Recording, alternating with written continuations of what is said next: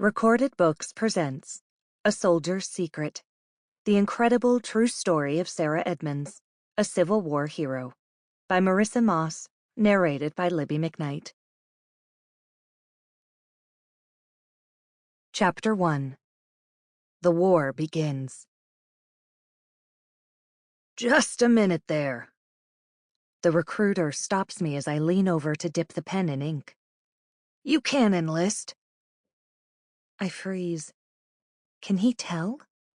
I'm wearing a shirt, vest, and trousers as usual, my curly hair cut short, except for a lock that insists on falling over my forehead.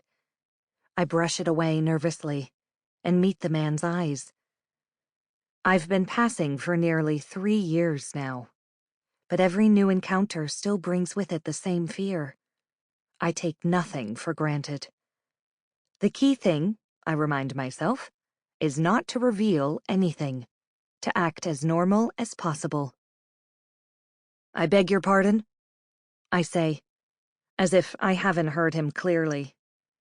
I keep my voice calm and low, pushing down the panic that's bubbling up inside me.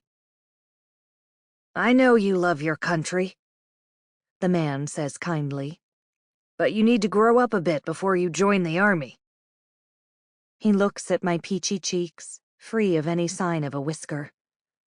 We aren't taking 16-year-olds. But I start to protest, relieved and frustrated at once. By the time you're old enough, son, this war will be over.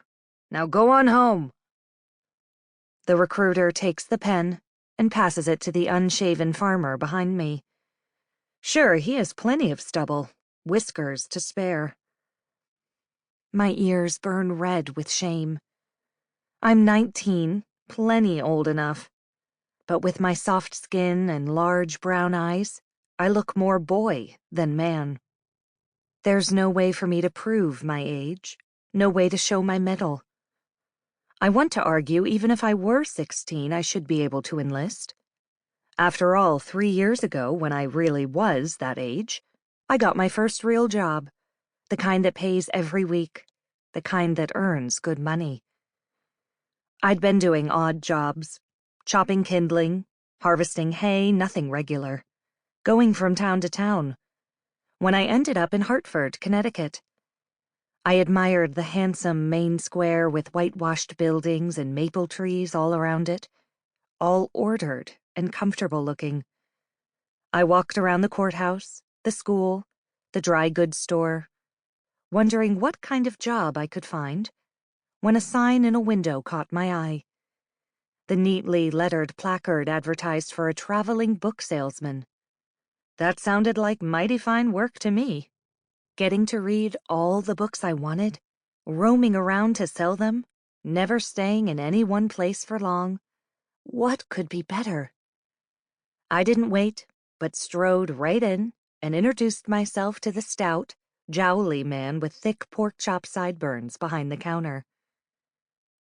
I'm Frank Thompson, I said, extending my hand. The salesman you need. I looked him in the eye, man to man, the way I'd taught myself. The pork chop man took my hand, chuckling. Well, he drawled, you sure have the confidence of a salesman. And that was how I met my new boss, Mr. A.M. Hurlburt, of W.S. Williams & Co. Booksellers. He hired me on the spot, asking me to supper that night with his family to seal the deal. I was surprised how comfortable I felt sitting at that table, surrounded by Mr. and Mrs. Hurlburt and their 6 children. The youngest was a small babe, the oldest a freckle-faced 12-year-old.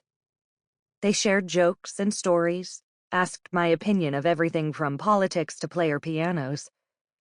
I'd never been treated that way, like a promising young man, someone with energy and wit, whose company they enjoyed. I didn't know what to talk about, so I found myself describing the personalities of horses and cows. I knew animals much better than people then.